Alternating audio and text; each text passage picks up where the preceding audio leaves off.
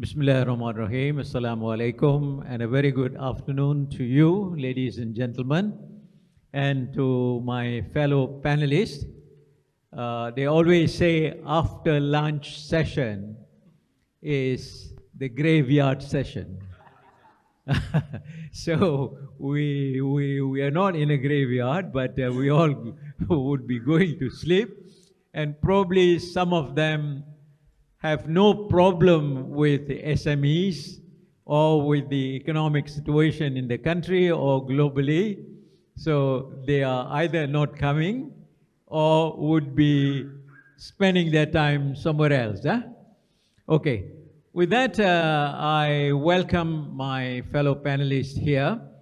This session is going to be an important session supporting small business growth, expansion, and diversification.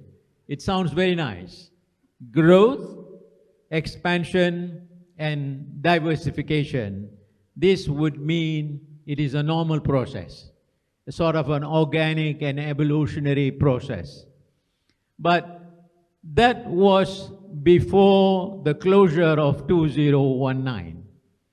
When 2020 struck, with the COVID, unexpected into our own life, not only in our own personal lives, but globally embracing the COVID, embracing, really literally embracing each and everyone in the planet. I think that is the situation that we have been facing.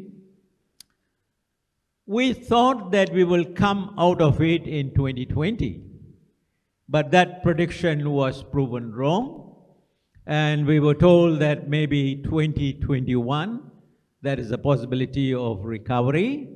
Yes, there was some recovery, but we went down again, and probably 2022 would be much better.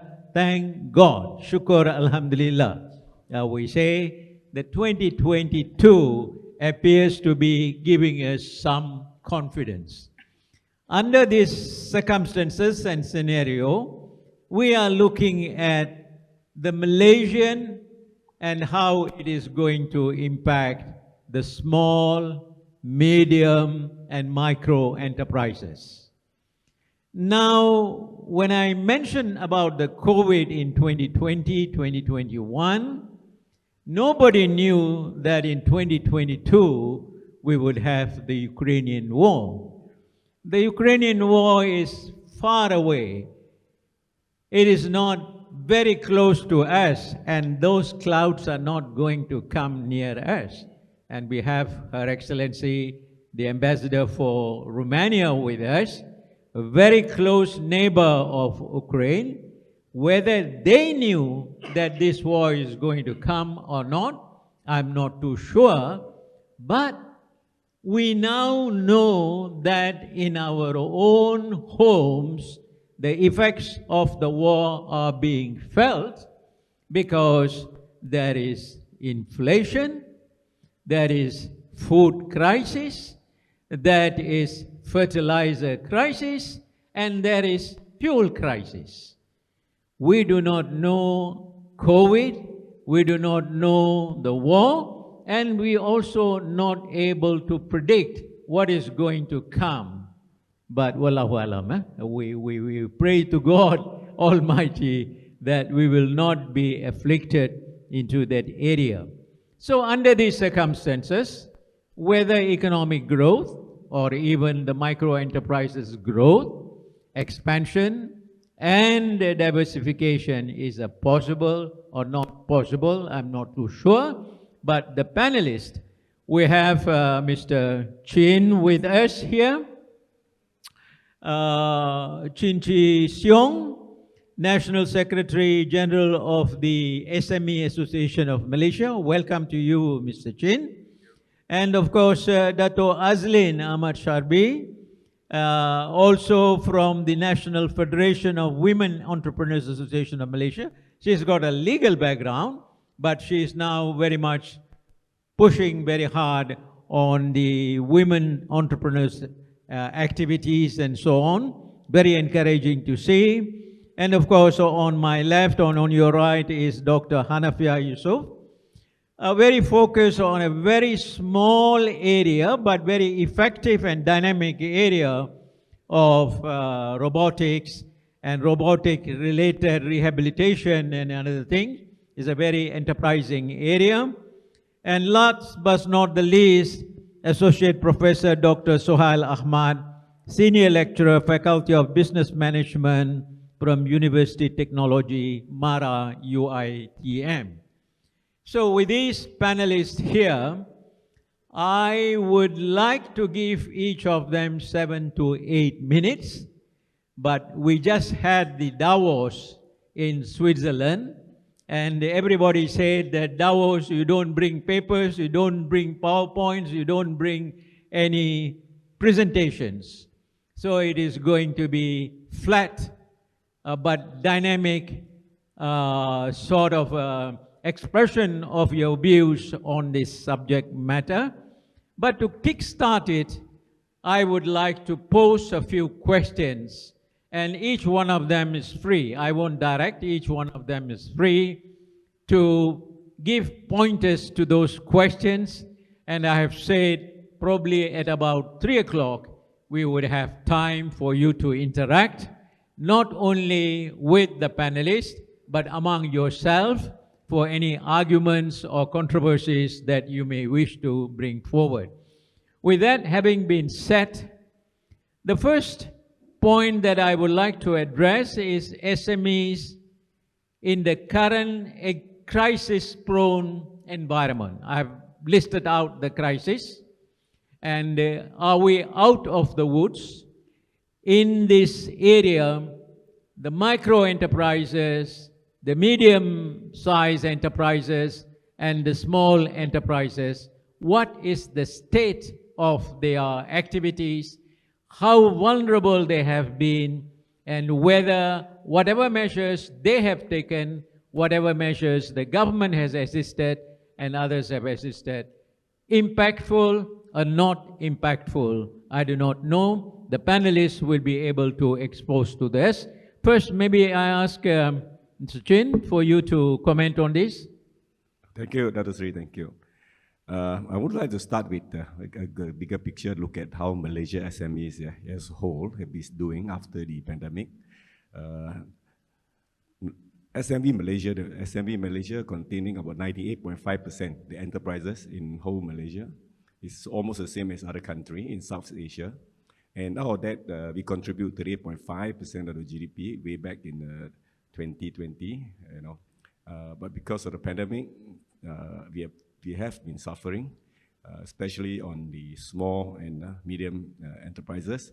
Of course, the micro enterprises are also been very much affected. And what are they looking at the moment? So the crisis that hit them before even the war, we have been facing logistic problem. We have been difficult to get shipment in and out because of transportation shortage as well of the ships coming in and out.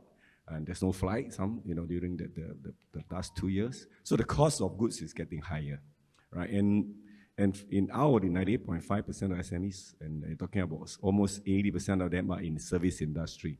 Just imagine, in service industry means you need people, and people cannot move, means your business is not going to grow. So we've been stagnant, have been stagnant for the last 2 years. So for those enterprises, the businesses, they have been suffer. They have closed down. A lot of them have closed down, and a lot of them are trying to, transform themselves. With the help of the government, of course, government did do quite a good job to a certain extent. If we compare to many other neighboring countries, I think our SMEs are still strong at the moment, though they are very much affected because of the cash flow, because of the raw material costs, because of the economic situation, because of the war, because of China lockdown. I mean, we constantly have this issue. So those who have muscle will stick on, right? And those who have fought out, our topic today, we will like them to really look into how to transform the organization, whether digitally or you change your total business direction, For me, I think we have done a good study that Malaysia as a whole should go into high-tech farming as well as manufacturing for the SMEs.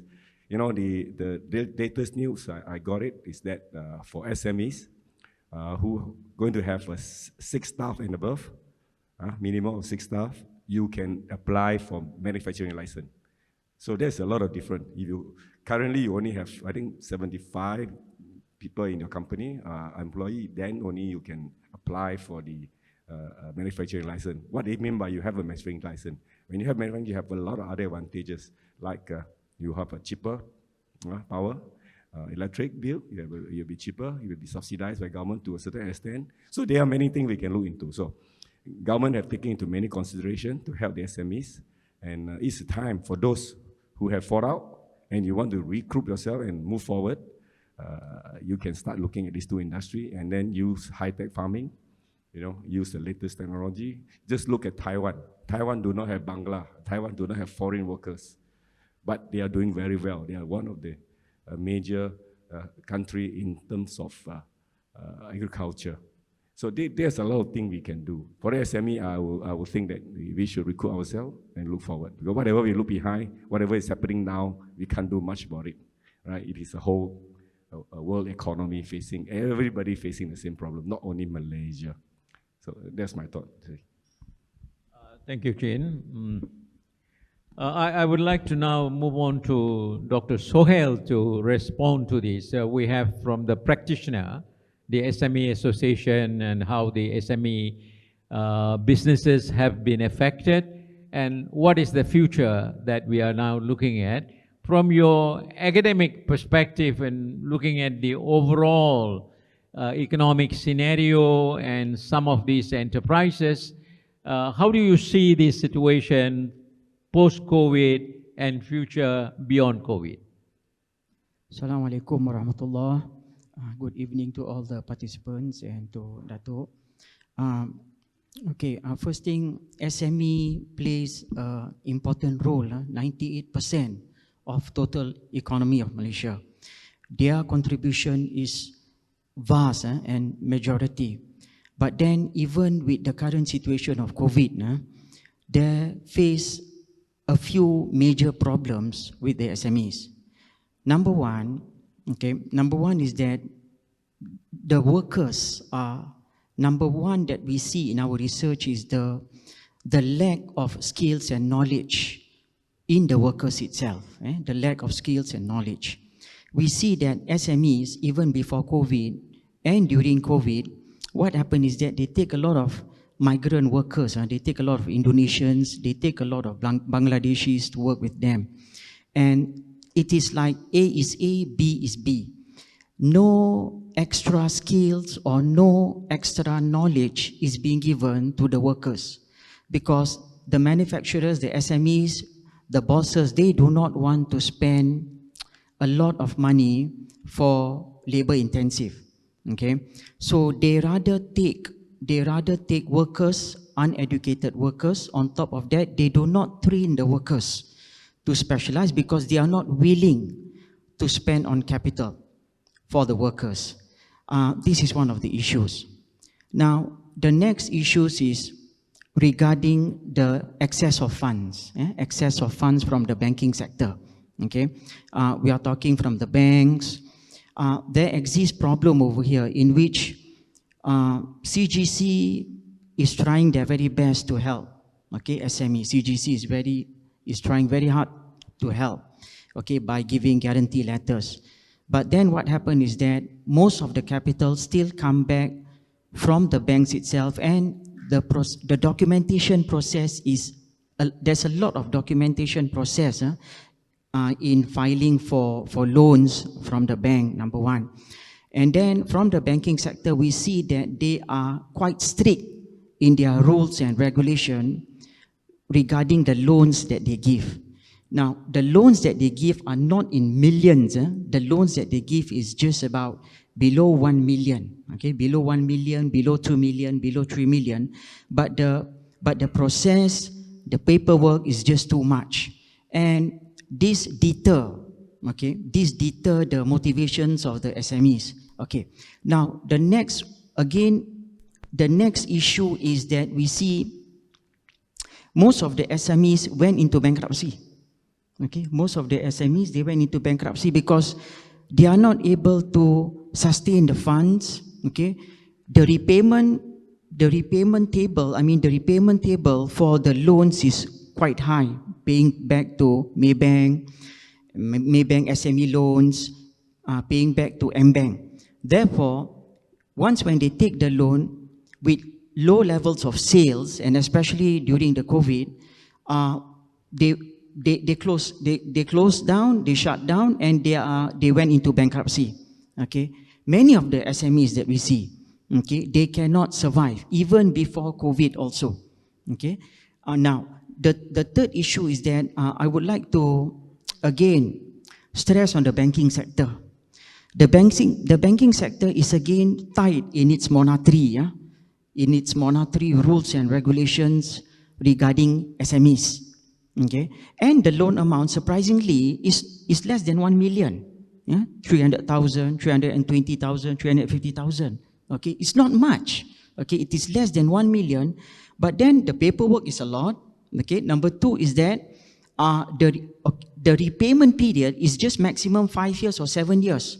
So basically, if a 1 million loan, if we put it for 7 years, basically the monthly is about $16,000 to $17,000. That is just for a 1 million loan. Therefore, we see many SMEs are suffering. Many sufferers are not making the line, that profit target. Okay, and this is the reason why a lot of the SMEs, again, they are taking these Indonesian workers, unskilled workers that lack in skills, in training, but they lack in these skills and training. Therefore, how are they going to improve? How are they going to adapt to technological changes? Okay, we are going towards a knowledge-based industries. And the workers have to be trained knowledgeably so that they know to do the job in the most efficient manner. But then we see most of the SMEs, they are still using the old traditional methods. They are not willing to invest in SCM or TCM or inventory stock management, which costs millions and millions of dollars. So these are some of the problems of the SMEs in which they find it hard to survive. Lack of skill and trained staff, problems with the banks, a lot of documentations, okay, and limited amount of funds available. Okay. Thank you, Dr. Sohail. That's good. I think we have a sort of a contrasting perspective from that of Mr. Chin, from an industry perspective and an academic perspective. There are many problems that Dr. Sohail has brought up.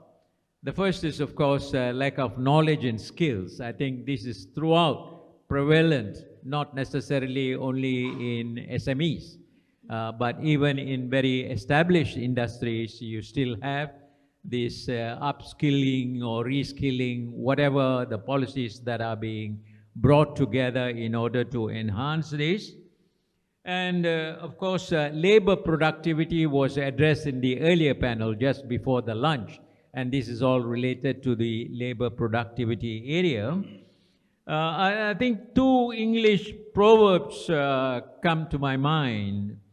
Is when the SMEs are living from hand to mouth.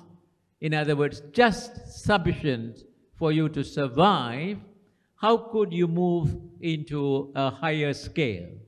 This is a very, very perplexing problem. Even before the COVID or even before the war, this was a problem. But the problem has become much more vulnerable during this period. And then, of course, the technological introduction, when you are living from hand to mouth, how do you upscale yourself to a higher technology? That is very capital intensive and so on. There are other issues that is going to come. Thank you very much, Dr. Sohail. Now I will focus the attention to Dato Azlin and ask her to comment. Yes, the medium-sized enterprises and the small enterprises are on the one hand. Then we have got the micro, the women entrepreneurs, and so on. What is the reality in the real life from your experience? Or no, I know that you are from a legal background, but you will be giving more emphasis to the problems of the women entrepreneurs, especially during COVID and post-COVID and the rehabilitations. Azlin? Okay, thank you so much, Datuk Sri. Bismillahirrahmanirrahim. Assalamualaikum warahmatullahi wabarakatuh. And a very good afternoon to everyone. So, Datuk Sri said there is a graveyard session, but I think we'll all come out of the grave soon, Datuk Sri. Inshallah. All right. So, I've actually been participating in this summit for the last 3 years. And as Datuk Sri said, in 2020, in 2021, we've been having these conversations, all right? And we've been looking forward to this 2022, where the conversation, we expect it to be different, all right? I mean, it's different in the sense that the last 2 years it's been virtual, so now we're meeting up physically, right? But is it actually any different in terms of the challenges that we are facing? You know, for the last 2 years, you know, when we discuss, you know, in all the summits and all that, we've always discussed about, you know, the National Recovery Plan, the roadmap to recovery, and what is to be done, you know, when the lockdown finishes, and that we will build back better. Okay, so now we are in June in 2022. It's time for execution. We have built back better. But have we built back better? All right. I think from my perspective, you know, from the micro entrepreneurs and the women entrepreneurs, and I think I like to stress on these micro entrepreneurs. Like I think Mr. Chin from the SME Association also knows. You know, although initially we like to say SME, right? But I noticed that recently we've used that MSME more often now. Right, MSME instead of just SME, and I think that's very, very appropriate. You know, considering that 80% of nearly 80% of SMEs are micros. All right, and if we take the 2020 figure of 1.2 million of SMEs, that means nearly 1 million is actually micro entrepreneurs. So can you imagine how big that is? And if we are going to solve any problem, we're going to address any problem when it comes to MSMEs, we need to look into these micro entrepreneurs. So I think this year, you know, and when things started to be more normal, right? I mean, the economic activity picked up, and then we had the endemic stage and all that. Of course, it looked as if the entrepreneurs, the micro entrepreneurs are busy. You know, it looked as if they're busy, and I think they're busy because of the fact that it hit that festive season. It hit the Raya, the Puasa, the Raya season, right? When there was a lot of pent-up demand. There was a lot of surge in, like, you know, people buying the baju Raya because they haven't bought the Raya baju for the last 2 years. People suddenly ordering cookies because they haven't done so for the last 2 years. And all the open houses, you know, and events started begin again because there was no more SOP. I think there was a lot of that pent-up demand, which was good for micro entrepreneurs. You know, they picked up. They picked up and they did whatever they could during that time to take advantage of that demand. But I think that's short term. That's just, you know, because of the festivity and because of Raya and all that, and this those kind of demands. But I think generally, you know, we need to look at how to build back better in the long term. All right. There's a lot of things that needs to be done. I mean, firstly, I picked up from you know, Mr. Chin and Prof. Sohail, and also that Dato Sri about you know, our culture and mindset of the entrepreneurs firstly need to change, right? This is a good time to do it because we are supposed to use this time to build back better. That means forget what's happened in the past, right? We learn all our lessons. We learn our lesson, you know, during the COVID, you know, about cash flow, about doing things efficiently, you know, about, you know, a lot of things that we should have done better as entrepreneurs. So we should take these lessons and build on them and build back better from now on for the long term so that our business will be sustainable, right? So firstly, change in mindset. Change in mindset and not expecting too much of you know, grants or whatever, or assistance from other people. You know, be more creative in doing things. But apart from that, I also think that the government needs to give a bit of assistance and hand-holding now, all right? Because a lot of things have been spoken about in the last 2 years about assistance, but now you see that the assistance, nobody talks about any anymore, right? About assistance, and nobody talks much about assistance anymore. It's as if like everybody's like it's back to normal. But I think number one that's important, apart from the entrepreneurs themselves changing their mindset, and the entrepreneurial culture and all that, and being strong in themselves, is for the government to maybe give a clearer direction and assist the entrepreneurs in guiding them towards some of the viable businesses specifically. I know, right, Mr. Chin, you mentioned about high tech and all that. Maybe some market research can be done into exactly what are these things, so that it can be passed down to the entrepreneurs, so that they know what are the viable businesses which is going to be more successful in this new norm, so to speak. So after that, when we know where we are guiding these entrepreneurs towards, then only we know how much or what training they need. It's not giving the training, not knowing where they are going.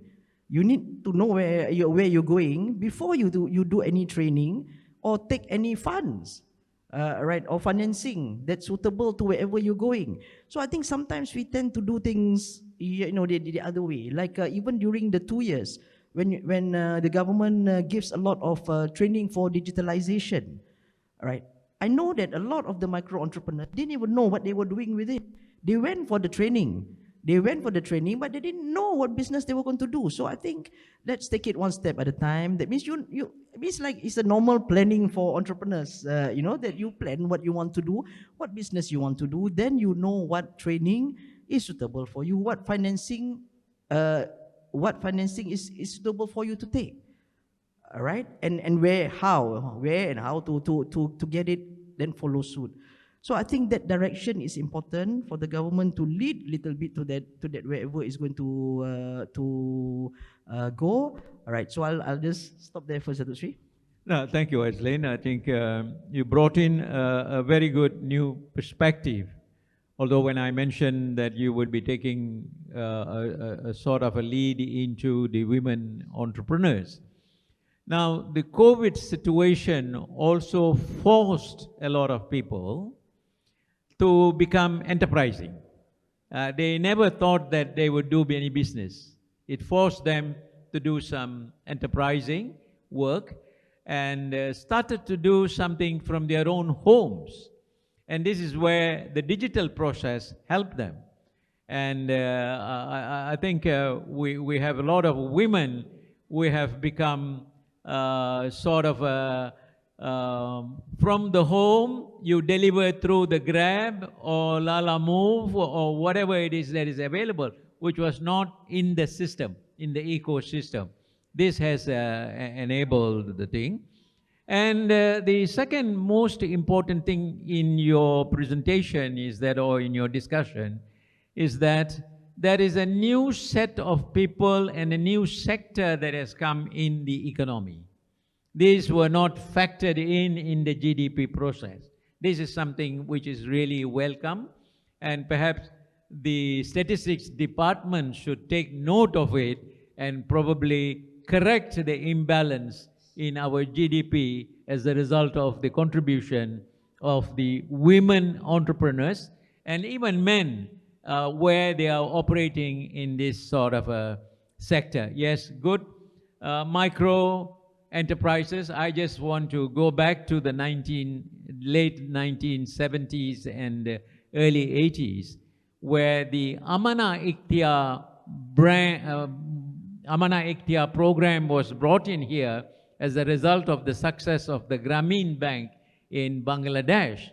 And I was involved in the early period where the women came in to borrow. You will be very surprised to borrow only 2,000, 3,000 or 4,000 ringgit, and then they start doing some business. I think that is just for a thought, and this probably is taking place now, and more opening the way it is to come government support and other things we look forward to. Now, Dr. Hanafiah is with us here. He is probably one of those sub-sectors in the industries which were not affected by the COVID, but which might have benefited as a result of the COVID. That doesn't mean that you become exploitative in any way. But sectors like food, sectors like transport, logistics, and sectors like healthcare, pharmaceuticals, and things like that were actually on the march upwards. And maybe you can share with us your experience in Robopreneur Sendirian Berhad and the related areas. Dr. Hanafiah? Thank you, Dr. Seri. Good afternoon, everyone. Bismillahirrahmanirrahim. So probably I can start with a brief journey from where I started. I am actually a lecturer, still a lecturer in UiTM. Yeah, I have to declare this because I got a special approval by UiTM to pursue into business. So I am having 2 caps right now. Okay, it's very rare, but I got it. Okay, well, actually being a businessman, from my point of view, you need to have 2 things. One, the ability to see the future, yeah, and the second one is the ability to change crisis into opportunity. So these 2 abilities is hard to gain. It only can be grabbed by experience and also by strong determination, personal determinations. When it comes into COVID, actually, probably Dato Seri is right. Yeah, we actually somehow blessed with what happened for the past 2 years.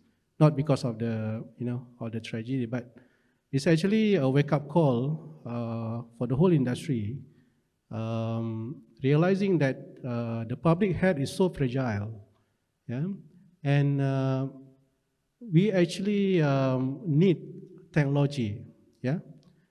Okay, I just give you a simple example, yeah. When COVID started, okay, everyone is panicked. We also panic, yeah. Everyone is need to stay at home, everything. And suddenly, the e-commerce business become very, it's booming. And everyone, those who haven't go into Shopee or Lazada, they can somehow shopping from Lazada, They believe in digital money transactions, Many people actually don't have that nature before, yeah. But by having this kind of crisis, actually open up awareness on how actually technology can save the world, can save our life, yeah, our family, and so on, yeah. And when it comes to the effect of this pandemic, yeah, I think it come across the whole industry, but I think the most that impact received the biggest impact actually is in the service industry, yeah. And from what I read in the newspaper and so on, I think Mr. Chen more familiar on that. About 37,000 of our Malaysian SME was closed down during the COVID. I think more, yeah. And this actually, what I can see is actually how the business being built from the beginning, yeah. Because most of them actually having a similar problem, which is the financial fragility. They are very fragile in terms of the financial and operation, yeah. I'm not saying that Robopreneur is a strong or is a good company, but we have built this company from very from the bottom, and we learn to be strong and to be fragile, strong and to be resilient, and we build up the foundation so that we can face any challenges, yeah. And we see the future of the technology in robotics. And somehow when we had this pandemic crisis, we found that robotics is one part of the best solution in order to help many industries, especially in service, to survive. Yeah, the impact of pandemic is not only on the public healthcare. Yeah, it comes together with the manpower shortage, the labor shortage issues in plantation, in restaurant, in hotels, yeah? Because Malaysian is really depending on foreign labor, yeah? In the service area especially. And when the border closed down, we're having that kind of problem. And some of the bigger industry like plantation rushed to, you know, to have the operation going with a very minimum numbers of manpower. So this is where the robotics come into perspective.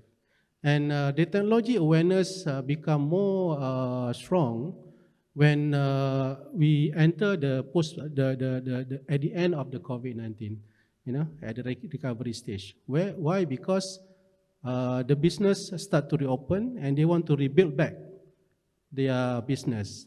This is where the demand of robotics become high, yeah? Not only robotics, the automation and so on. And at the same time, the public already get used to it, yeah? And I think if nowadays, if 3 years ago, if you ask people, do you want to buy a robot? They will think maybe 10 times because robot is expensive, right? Yeah, you can, I think everyone have seen a robot that delivering food in restaurant, right? So I think 70% of Malaysian market is actually come from us, yeah? So, but now, we can easily, like last 2 months, we sold about 200 robots already to the market, easily, yeah? And last week also, I was in Kelantan. We opening up East Coast market in Kelantan and Terengganu. And surprisingly, within 2 days, we already sold like 6 units of the robots, delivery robot. Why? Because they are having a very serious crisis on getting people to work in the restaurant.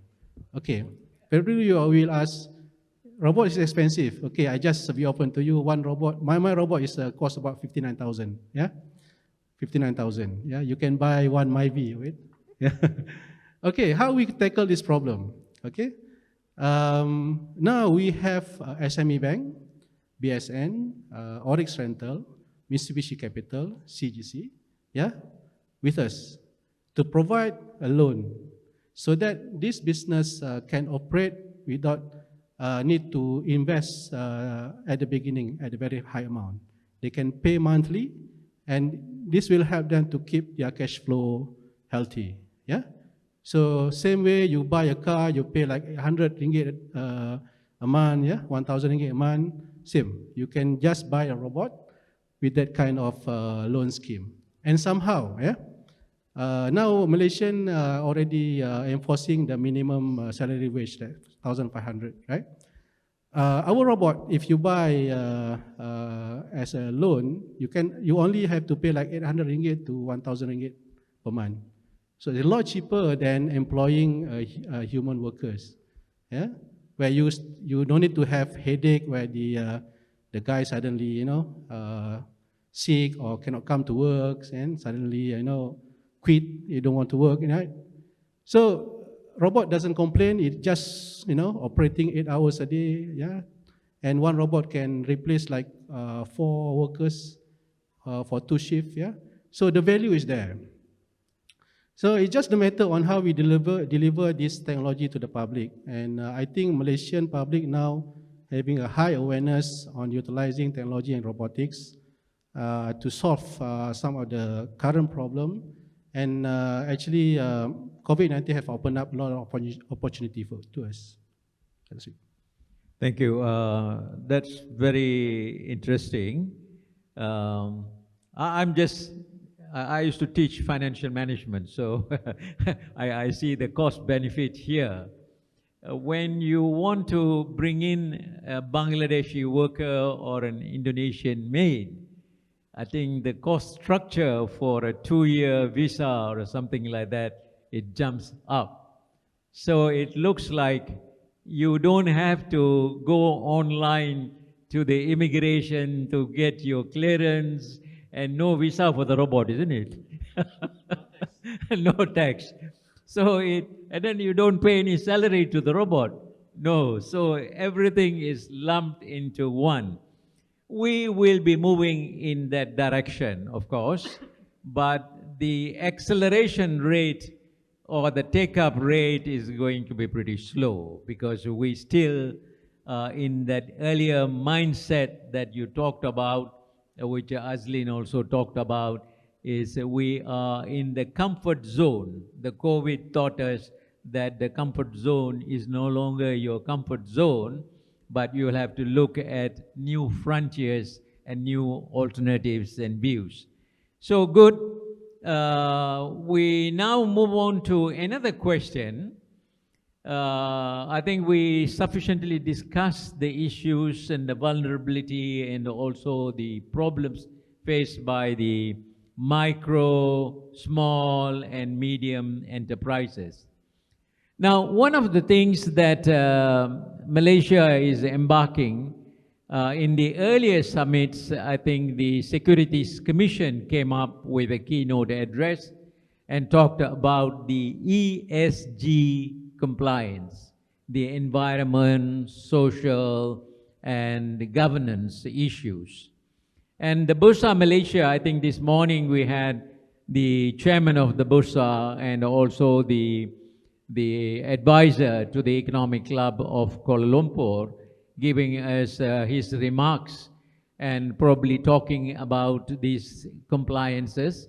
And a lot of pollution and our goal towards zero carbon and other issues are coming up. And the small and medium enterprises, the big industries are there, but small and medium enterprises will have to comply this. And they don't have, because they are suffering, they can't even survive. And at this point, your compliance issue becomes very, very pressed up. Then what is the impact on the industries and businesses? So let me see who will take the first answer to this among the panelists. Anybody to take? Yes, Sohail. Okay, referring to the questions, compliance to ESG requirements will increase the cost of the SMEs, and they are not going to like this situation. On top of having problems with the contract staff, they have to make extra payments. These are the other issues in our research that we did, was that the regulations by the regulatory bodies keep on increasing, which cause a burden to the SMEs. And let me tell you honestly, most of the SMEs will not comply to this situation. Okay, they will not comply to this situation, and they are willing to accept the risk of their license being taken. Because again, this micro enterprise, most of them we can see even before COVID, their bankruptcy rate is quite high. Okay, now the next issue is that let's see if some of the SMEs which are established in terms of sales turnover, in terms of profits, even if they do take these rules, the increase in the cost will automatically be an increase in the final products, which they are going to pack and they are going to send to their clients. So we see an increase in the price of the final products because manufacturers, SMEs are not willing to take these extra costs on top of the existing costs that they're having. So we can see that there will be an increase in the price on top of recently, they are going to introduce new, certain tax procedures, new tax procedures that the government is going to introduce. So all this will have an effect that, number one, the small firms is not going to compromise. They're not going to be willing to accept, because we went down. We did a survey on 600 SMEs. We sent questionnaires to these SMEs, and we see the output and the responses from the SMEs. Most of them, from the picture and the framework that we get, is such that they are not going to accept this extra cost. Number one. Number two, again, like I said, even if they accept this extra cost, there will be an increase in the finished products that the consumers are going to bear. Okay, and number 3, the other issues is that supplier management. Supplier management, they got many suppliers with them. So they're going to find a way which suppliers is going to help them for the increase in the cost by a securities commission. So if that supplier is willing to take, that means they're going to take with that supplier. But the other issue is quality. Can you, the other issue is quality. Maybe the supplier that is willing to accept the securities commission extra cost, that supplier itself does not really send quality products. So they have different variations over there.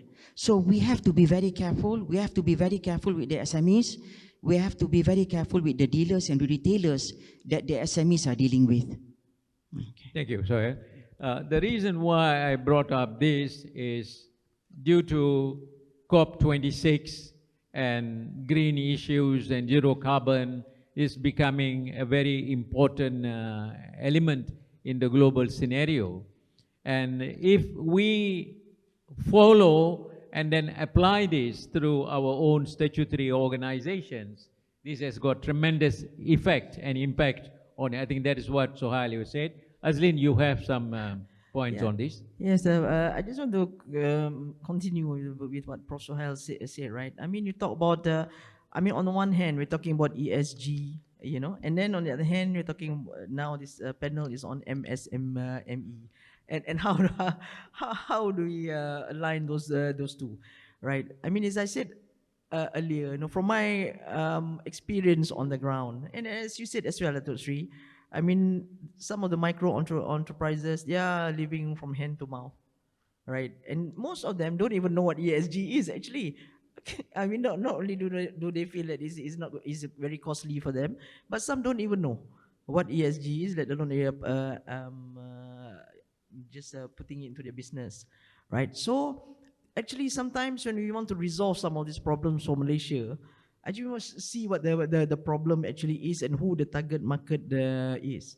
All right. When we revisit the numbers again, as we said, micro enterprises come up to about nearly 1 million out of 1.2 million MSMEs.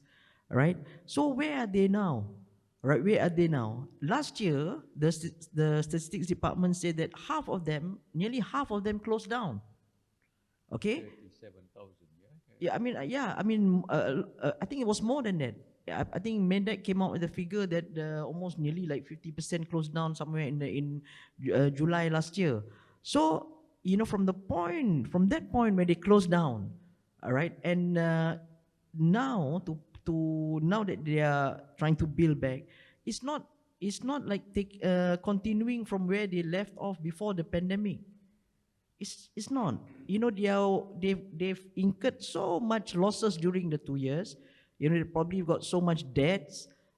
Probably have like Prof. Sohail said, in bankruptcy and the banks and whoever else, relatives, friends, and everybody, because they had to survive during the 2 years. So now you're at a negative stage, all right, and you want to build back. So on top of extra costs that you have to think about, even the basic things like how to build back, which would require a little bit of capital, if not a lot, right? A little bit of capital. So where do you get that?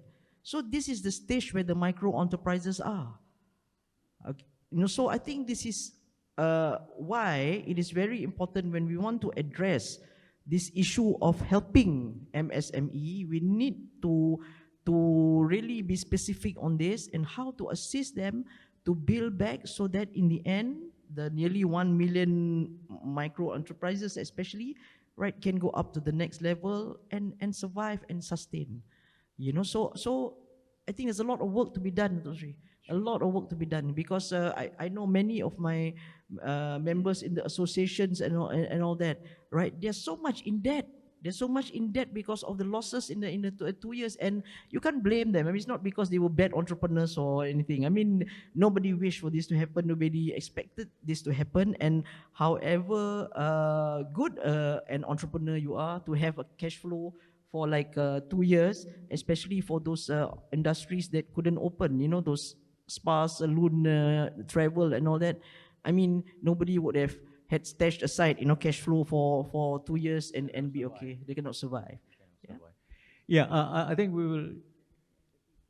Can I just go to Chin, because the point that I raised is that when you are struck and then you can't lift yourself up and stand up, then you want to have another blow on your body. It's going to be tough. So what is your association is doing? We are not against the government or the whole world, but the timing is an important element. Let these fellows come up and stand up and ready themselves before you actually go after them for whatever the misdemeanor that they are causing. Yeah, Chen? I'll come back to you. Thank you. Yeah. I think it's very clear that anything put extra, not only SMEs, and any organization wouldn't want to do it. But face the fact, ESG has to be there, has to be implemented, whether it's now or later. So what we can do, what also the industry and as our association, also we have been engaging with even Bank Negara, even some of this association, the ESG association, it's a long-term thing. First thing, we have to create the mindset change for the entrepreneur, whether you're micro, your SMEs, or your mid-size, whatever. You must have this ESG element, ESG thought in whatever you do from now, right? And government can help. Government can come up with some training packages, briefing session, whether directly to the entrepreneur or through public section or whatever. Create the awareness. It is important because in Malaysia do not go into that, compliance or ESG, all of our enterprise, the whole supply chain will be affected. Just imagine you are a large manufacturer, you are a food manufacturer, you have sub-manufacturer who provide flour to you, raw material. And if the assembly doesn't comply, the whole thing doesn't work, right? So those are the things. Facts is facts, you have to face it. But like what he says, it's going to be slow growing. I think the government realized that, and the easiest to handle, you talk about green, not about ESG, is so much is about the carbon consumption, carbon exchange, right? From the day one we have COVID until today, I just realized that we have 500,000 Grab drivers. So just imagine 500,000 Grab drivers, they've been driving around the whole city, and all of it petrol-based or diesel-based cars. So the emission is high. So the first thing we should do probably to assist the micro SMEs or the Grab driver to change their vehicles. So there are many things we can do, bit by bit. And of course, I think the government also realized that they cannot force so much, but they had to instill the ESG elements inside the mindset of all the SMEs entrepreneurs. I think we have no choice. We have to follow. I think that's fully agreed. I think no second thought about it. The question is, and the most significant one is, the pollution that goes into the river, and the river becomes the source for the intake of the water for your purifications and things like that. If you don't address, and if you impose this on the SMEs, then you are going to get a double whammy. So the government will have to somehow come into the picture and say that you can't afford it now, but we will have to maintain this in some ways so that the pollution is avoided and the water is free from pollution. I think this is an important issue. Sohail? Sorry, Dr. Hanafiah, I will have to come back to you. I agree with Dr. Chee on this matter that there should be a change in the mindset. But it is going to be difficult at acceptance level, it is going to be difficult for the SMEs for these ESG ones when it is implemented. Because on top of that, they have another issue, Datuk Seri, the issue of CGC. The issue of CGC we see is that it is not 100% financing. It is a 60% financing, and the balance, SMEs have to apply loan from the banks at normal interest rates. This increases their burden. And a lot of the complaints that I receive is that the banks are not helping much in this matter in terms of rates reduction.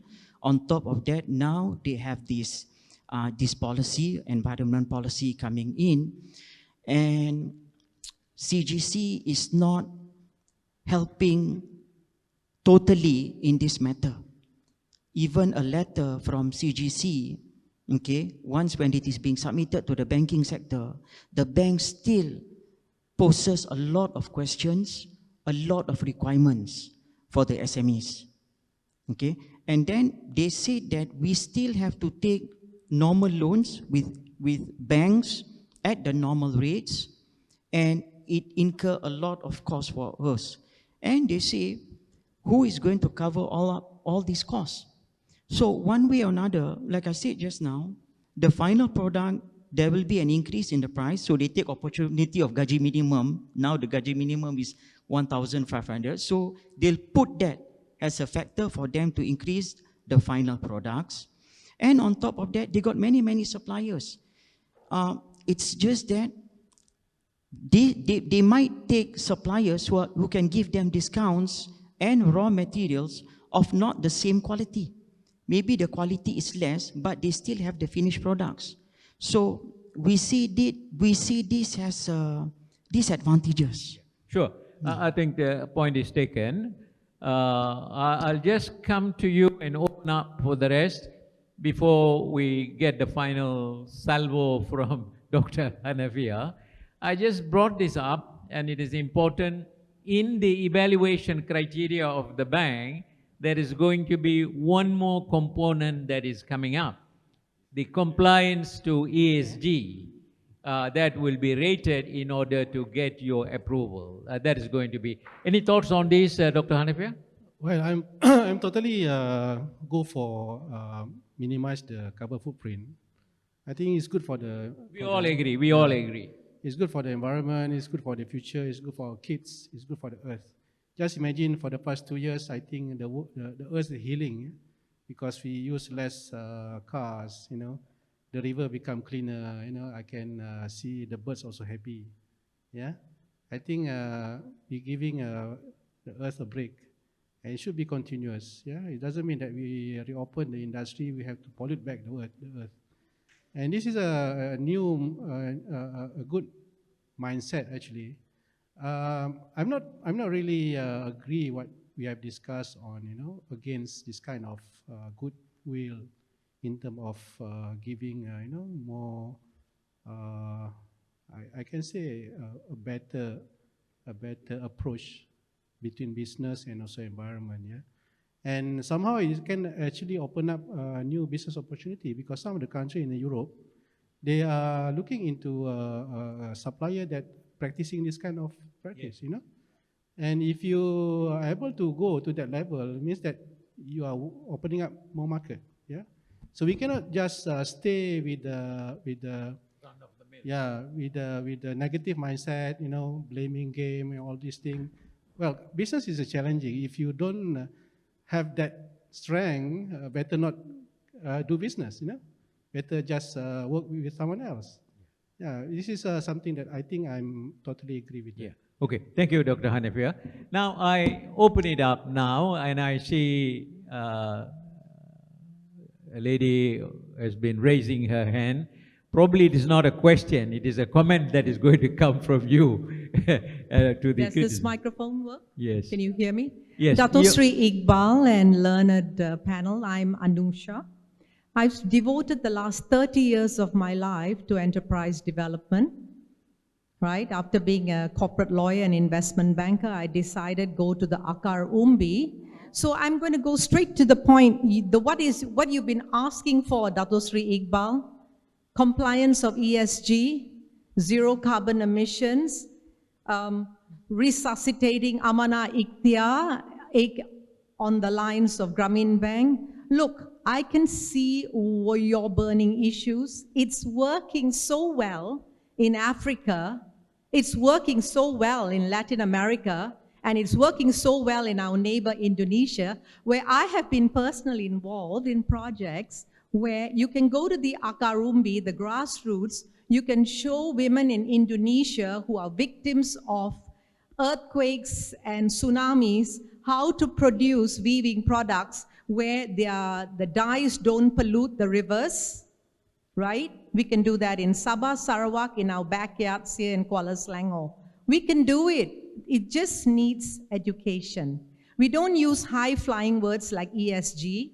We just use words like responsible production, responsible consumption, which is one of the Sustainable Development Goals. I've worked with a lot of fair trade organizations in Europe and North America. In fact, the last 2 years, I have spent my life in Canada during lockdowns. And I can tell you the indigenous people in Canada also understand ESG, but in simple lingo. They won't know environmental sustainable governance and all that. But you talk to them about don't spoil your water, the indigenous people understand. Respect for the land, respect for the water, and if you respect the land, respect the water, and respect the air that you breathe, people will buy your products. And I really, Dato Sri Iqbal, I really agree with you that we need to reactivate something along the lines of Amanah Ikhtiar. Because we had for a time Bank Simpanan Nasional rolling out the microcredit scheme, remember? And I personally remember through the Indian Chamber of Commerce and Industry helping no less than 30,000 women get small business loans, and none of them went bad. Because we, the Chambers of Commerce, made sure we not just help them fill their forms, we monitored their implementation, we wanted the KPIs, we make sure that they actually produce. And I'm sure the panelists also agree, because you all have in your own careers helped countless entrepreneurs. I think the buzzword is fair trade. Everyone understands fair trade. So if you tell a coffee producer in Africa, a woman who is producing coffee, that you will sell her coffee because she's producing it ethically, and you cut off the middleman. Somebody in a panel this morning said, why is the cost so high in Malaysia? Because everything goes to the middleman and not to the farmer, not to the Aka Umbi producer. If we can cut off all those people in the middle who marked up the prices, I think we will have solved all the issues that the rest of you have been talking about on this panel. You can count me in. I'm here to help you. Thank you. Maybe we give a good clap to Anusha. I think your point is well taken. I think it is direct to the subject matter and the component issue that we have raised into that one. And afterwards, I'll take your contact details, Anusha. That's good. You have wide experience and knowledge relating to this. Now, as I said, we will close this at 3:30 as instructed. We still have about 10 minutes. In addition to Anusha, anybody else? Any questions, comments, or criticisms, or suggestions for KSI to take on this in their next summit? We'll give you a small gift for a good suggestion that is coming up. None? All right. If there is none, I think we will just try to get a quick summary from each of the panelists here as to what may be their parting wish in relation to this topic and to the whole Malaysian Economic Summit. I've been holding on to Dr. Hanafiah for some while in the earlier sessions, so I'll give him the first opportunity. Thank you, Dato Sri. Well, I'm probably our company probably one of the companies that survived the pandemic. Yeah, and we have gone through. Can I just correct it? Among the many, you are one of them who have survived the pandemic. Yeah. Among the many, yes, that's true. Wrong words. Yeah, and I think for those who survive, they have special strength, and this is the business, the industry, they need to be supported. Yeah. In terms of getting capitals, in terms of getting opportunities, in terms of revising the policies to ease the trades, for example, yeah, to ease the flow in of supply chains. Yeah? Now we have crisis on getting chips, yeah, and very soon we're going to enter the crisis of getting wire harness for automotive. Yeah, so this is happened to be pandemic and happened to be a war in the Ukraine and so on. It's very challenging time for entrepreneurs, but I think for a company that looking into technology as the commodities, yeah, I think Malaysian also need to see. Yeah? It's not only looking into palm oil or petroleum and rubber as the commodities, but also technology as the commodities. Yeah, we can export our capabilities, product, yeah, in technology, and become one of the nation that producing technology as the commodities. And this is going to be a new income that going to help the country to rebuild our economy. Yeah, because we have very limited resource, very limited, commodities that we can grow. But technology is actually changing very fast, and it can change the world. Yeah, just need to have the right approach, the right mindset, and the right policy to help nurture the industry that focusing on technology, especially the local companies, and help them to help the country become a producer nation. Yeah? And we are able to export this technology and also product and help the country to rebuild our economy. Yeah. Thank you, Dr. Hanafiah. Maybe I will ask Azlin to make a quick one within 1 minute. Yeah, okay. So I think it's challenging times, very challenging times for entrepreneurs now. I'm not sure whether it's more challenging now than even compared to the pandemic, whether which one is more challenging. But I think let's all be positive about things. I think I can see a lot of buzz going around amongst the entrepreneurs, although it may be, although we have all our challenges, but there's a good buzz going on. There's the economic activity is of course increasing, and people are generally positive. So let's just all help each other and achieve all that we can to greater heights as we build back better, inshallah. You're putting it in a very positive note. There is one more challenge that is confronting Malaysia, that is the political situation. We just hope that it doesn't come into the third element from COVID to Ukraine war and a political one. Over to you, Sohail. Okay, for me, to summarize it, to help SMEs, banks have to relax further on their policies regarding SMEs, and CGC also will need to relax further on its stricter requirements for SMEs. And also, technology-driven are expensive, but we hope that the government will do something so that SMEs are able to afford maybe some form of subsidies so that they can have this technology, because technologies are expensive and most of the SMEs are not willing to invest in these technologies. So we hope more efforts and more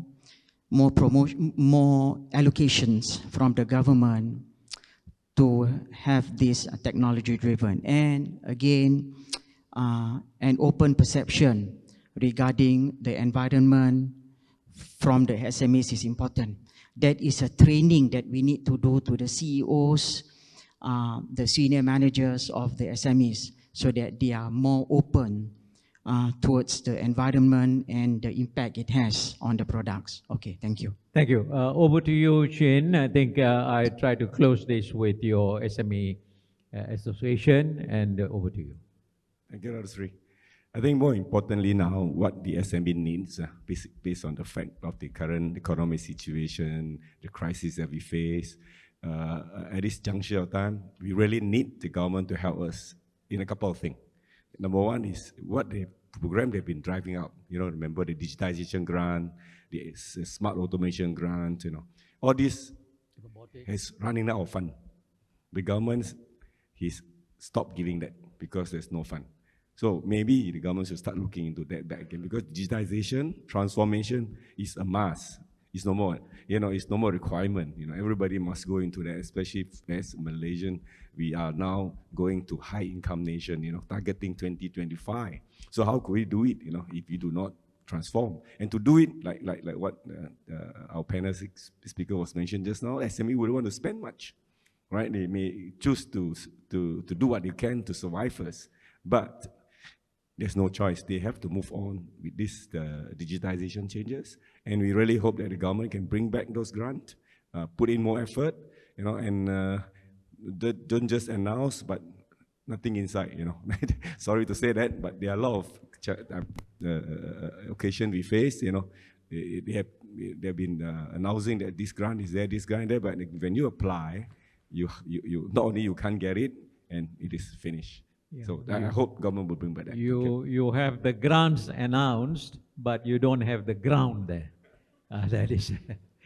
So good. I think we are coming to almost the closing time. For me, there's nothing more to say. I just had one more point or component that I would have challenged the panelists with. So I'll use that as a parting shot and a sort of an expectation for KSI and the organizers to take it. Now you all know that RCEP is now already in the implementation phase. There's 15 countries making the biggest trading bloc.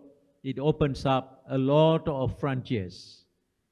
And Malaysia was one of those who was very fortunate in the 70s and 80s and 90s to take advantage of what we call the comparative advantage. In other words, we could do something because of our inherent features and resources. We can do it.